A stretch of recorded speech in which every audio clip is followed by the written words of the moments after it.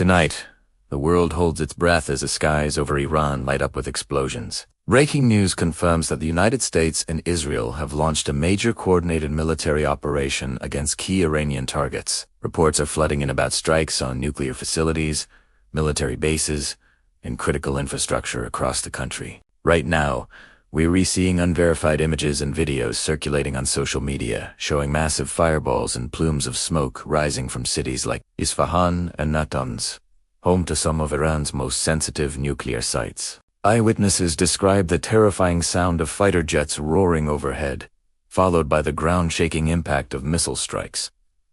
The air is thick with tension and uncertainty. From Washington, a senior White House official, speaking on the condition of anonymity, stated that this operation is a decisive and defensive action aimed at neutralizing an imminent threat posed by Iran's nuclear program and its regional military activities. They emphasized that this was not the beginning of a war, but a necessary step to ensure regional and global security. The official claimed the strikes were precise, targeting military assets to minimize civilian casualties. Simultaneously, the Israeli Prime Minister's office released a statement declaring that Israel will not allow a regime that openly calls for our destruction to obtain the means to achieve it. The statement highlighted years of diplomatic failures and what it called Iran's continued deception regarding its nuclear ambitions. For Israel, this is an existential moment they've been preparing for 4 years. On the other side, Iranian state media is calling this an unprovoked act of aggression and a declaration of war by what they term the Great Satan and the Zionist regime.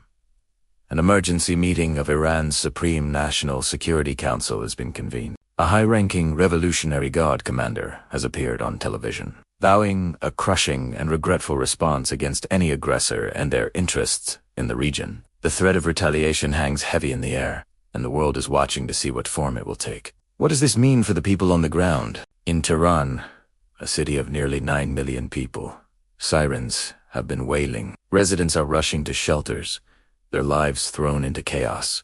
We spoke briefly with a citizen journalist there, who told us, the fear is real. We don't know if the next explosion will be in our neighborhood.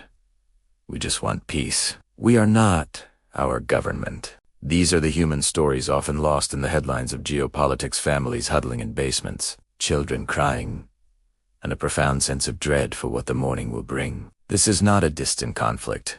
It's a reality for millions. The international reaction has been swift and divided. The UK and France have called for immediate de-escalation, urging all parties to exercise maximum restraint. Russia and China, however, have strongly condemned the strikes, calling them a flagrant violation of international law and a dangerous move that could ignite a catastrophic regional war. The United Nations Security Council is expected to hold an emergency session within hours. Global markets are already in turmoil. Oil prices have skyrocketed, with Brent crude surging over 15% on fears of a disruption to the Strait of Hormuz, a critical choke point for the world's oil supply. This will have a ripple effect on economies worldwide, likely leading to higher gas prices and inflation for everyone. Airlines are rerouting flights away from the entire region, creating travel chaos.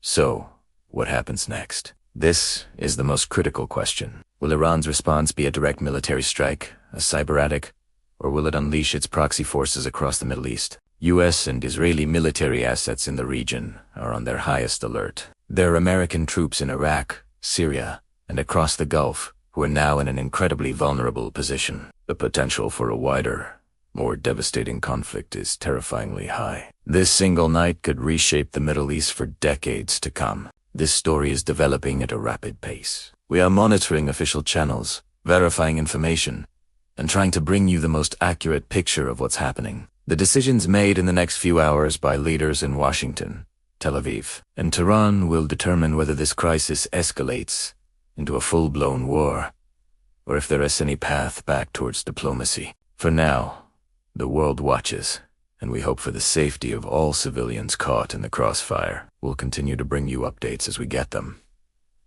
Stay informed and stay safe. Thanks for watching.